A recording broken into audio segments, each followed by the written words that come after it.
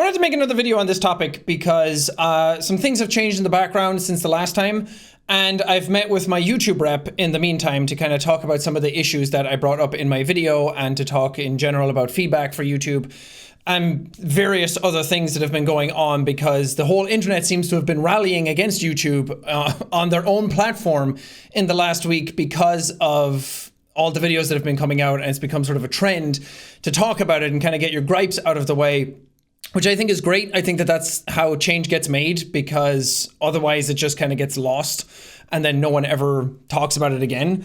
As we see with a lot of these topics, they trend very quickly and then they die off very quickly. So I wanted to kind of keep pressure on in a little bit of a way, but also explain some context for some things that have happened since then, because we did the videos initially because of Corey's video, and I wanted to make sure that his message was heard, and also to bring up some other issues that I think YouTube had and to give some sort of feedback in that regard. And since then, Mark uploaded a video called the Try Not to Get Age Restricted Challenge, which was a game that he recorded like months ago, but now just so happened to fit right into the stuff that was going on. So it was it was perfect timing for that. And then I had an eye tracker video that I was trying to get out and tried to get greenlit for a while that was proving troublesome, which I knew it would, but that I also did that video then as well, and also called it the Try Not to Get Age Restricted Challenge, just to kind of like poke some buttons and like kick a hornet's nest at it in a way, and kind of like test the systems in a way. And I will say, since that video went up, okay, I'll give context on the video because I did in the last one, but in case you don't know, I recorded the eye tracker video, obviously with the intent of kind of like pushing the boundaries of what the system was going to allow. That wasn't the whole point of the video in the first place. I just wanted to see what I could do and then make it a fun video and kind of like react to the salacious stuff in it and make it entertaining that way. But we had to censor it so much because it kept coming back saying that it was flagged and it was not suitable for advertisers. And I was like, you know what, that's absolutely fair. There's a lot of like nudity in it. I had to censor a lot of it. A lot of it is still implied. So there was a lot of stuff in it that I knew. I was even like willing to bite the bullet on it and say, okay, maybe we'll just upload this video and not have it be monetizable, and it'll just be a fun video that people can watch. But we kept trying anyway. And then one day, Trey was working on an edit of it to try and get some more censors in it to see what we could get away with. And I was just like, you know what, let me appeal this one first. And then when I appealed it, 2 days went by and it came back and it said it was manually reviewed and that it was given the green light. So it got the green icon instead of the yellow one, meaning it was suitable for advertisers. And I thought, okay, great. It seems like the system itself auto-flagged some stuff and triggered the yellow icon, and then someone manually reviewed it, supposedly a human at YouTube, and were like, yeah, there's enough censors in this, you can get away with it. And then it was greenlit. And then I uploaded the video and called it the Try Not to Get Age Restricted Challenge. Since then, it hasn't been age restricted, but it did get flagged again, which is part of the problem that I said. And I knew uploading it that was a potential that was going to happen. And that was a reason kind of why I uploaded it again anyway, after that appeal, and didn't try and censor it any further. Because I was like, let's just see if my theory holds water, that it can get greenlit by someone at YouTube, and then it can get flagged again later. And I brought this up to my rep yesterday because that inconsistency and saying like, well, it said someone reviewed it, and now it's saying that someone manually reviewed it again, and it wasn't deemed viable for YouTube. And I was like, why is that a thing? And obviously, he doesn't have all the answers either. And again, I absolutely love my YouTube rep. He's always fighting in our corner and trying his best for the creators. So I don't want anybody out there at YouTube to ever like get mad at him. But some of the stuff obviously can't be told to me because you can't give over the keys to the kingdom. They also don't know 100% how the algorithm works and what it's chasing and everything. And it's probably good that people don't know that, because then you can just game the system way too easily, and that brings up a whole mess of problems as well. And I think what's happening, which I mentioned in the last video, is that users flagging videos can be abused really easily. I said it before that the Corridor Digital channel got hacked, and then they got mass reported for being hacked because the audience wanted YouTube to know, hey, it's hacked, can you give it back to them? But what ends up happening then is that the system is like, oh, it's mass reported, something's going on, removes the whole channel. And I wondered how abusive that could be. And And another good example of this is that Evelyn uploaded the mortuary assistant. It got flagged for the self-harm sort of themes that were in it, as did I. But after that, I think because users were flagging videos a lot, she started getting emails from YouTube being like, are you okay? Are you self-harming? Are you suicidal? Things like that. So it's hard to know exactly what's going on behind the scenes and why these things are happening. But what I'm trying to boil this down to, sorry, I'm getting so rambly. My thoughts are everywhere. What I'm trying to boil this down to is that I don't like that I can upload something, it gets yellow flagged. That was totally fine. That was fair. I understood that. Then it gets greenlit by somebody at YouTube after I appealed it. And I'm like, oh, somebody manually reviewed it. Great. That means that it's safe now. And then I upload it and then it gets flagged again. So either people reported the video and then it brought up attention and then YouTube went in and manually reviewed it again. And someone with stricter protocols came in and said, actually, that's not necessary, which means two people in that department, if it was two separate people, didn't talk to each other, or it was the same person again and they got flack for users flagging it. And then they were like, oh crap, I need to actually flag this again. It just doesn't make sense to me. There's a whole mess of like hierarchy and communication and everything going on in that chain of command that just doesn't make any sense. And it seems like that's the problem at YouTube in general, is that the policy team don't talk to the marketing team, don't talk to the reps. Like there's so many different departments going on because it's a massive machine of an industry that they're doing. And I get that as well, but there needs to be more communication on their end.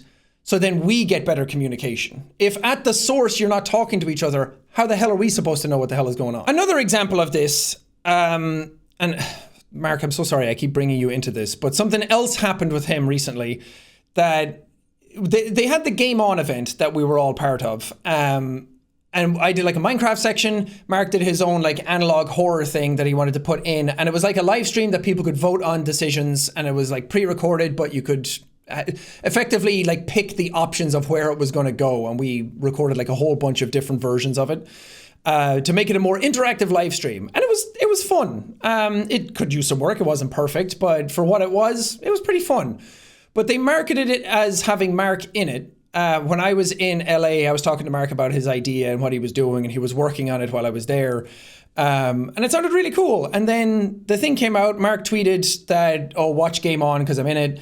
YouTube reacted to that and were like, yeah, everyone go watch the stream, and linked to it. And then his section came up. There was a minute-long section of him doing an intermission, and then the rest of it got removed. He had a whole thing planned that all got removed from the stream, and he didn't know about it until the stream was over. And then he was tweeting about it being like, wait, did they cut my section? And I mean, I don't know the exact specifics of why it was cut. A lot of people think it was cut because he did the age-restricted challenge video that day, and then that night they cut the content. That's not true. They didn't cut it because of that. I've worked with YouTube for a long time. They do not work that fast. And I asked Mark about it, and he said that they cut it for time or something like that. I don't know. That's his thing to discuss. All I know is that it wasn't cut for the sake of him saying something against them. I mean, I criticized him in a video before that as well, and did an age-restricted challenge video. They should have cut my section then as well. Like, I know I was in it with a whole bunch of other people, but that theory just doesn't make any sense, and all it did was rile people up and make them even angrier at YouTube for saying they were censoring him. And I feel like that kind of mentality is dragging us away from the main issues that Corey or I or Charlie or anybody else was bringing up during this. And I want to give actual genuine feedback and criticism and possible solutions to things instead of just getting mad and yelling at people and being like, no, YouTube suck. Because, I mean, they don't want their creators to fail, surprisingly, despite what people may think. They actually want the platform to succeed and for us to earn a living on it and for our videos to do well. It's just a big system that people aren't talking to each other. And that's why I'm bringing it up, because I feel like the people who replied to Mark on Twitter didn't know his section was cut, as well as Mark didn't.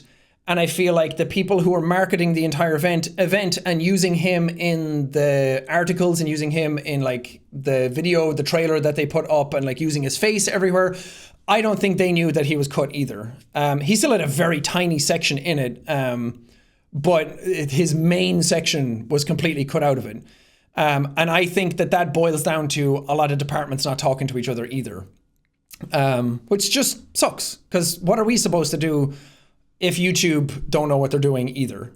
And that's why I'm trying to talk about it, to just kind of like shine a light on it, to be like, hey, you guys need to be better so we can do what we do and not be left up to a system that is so inconsistent, so unknowable, and so just out of our control that it just makes us not want to upload content or be very, very scared about the types of things that we can upload, because everything is so vague. I don't have all the answers either. For some people, this will just sound like complaining, but I genuinely just want to see change happen on the platform where everybody is treated fairly, where some people, like Mark and I's videos, didn't get age restricted, but Ethan uploaded a video about his 10-year anniversary and that got age restricted. I don't exactly know what content was in that, and I haven't had a chance to talk to him about it yet, but I'm assuming there's probably not a whole lot in it that should be age restricted.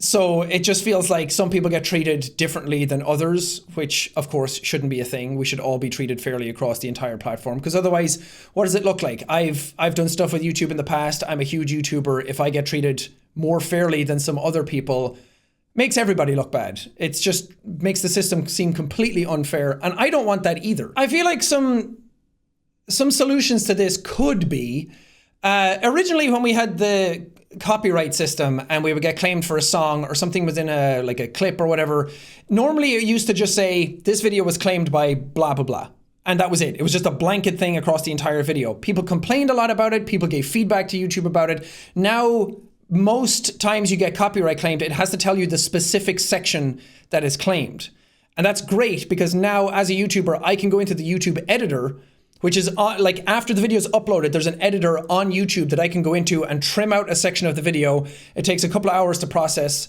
and then suddenly the copyright claim gets removed. That clip is gone. The video might be a little wonky because it's not in the original edit and it's not extensive editing tools. But now at least we have an ability to chop that section out. Our video is fine, goes out to everybody, perfectly monetizable again. And there are other sections of YouTube now with, like, I thought I saw at one point that I got balanced ads on something. So I didn't get fully ad restricted. I got claimed for something and it got ad balanced or something. I can't remember the terminology for it. And it meant that I still got to earn a portion of the video while the other person got, or somebody else got to earn a portion, or it wasn't fully demonetized. That's also a step in the right direction, where everything isn't just carpet bombed right out the gate.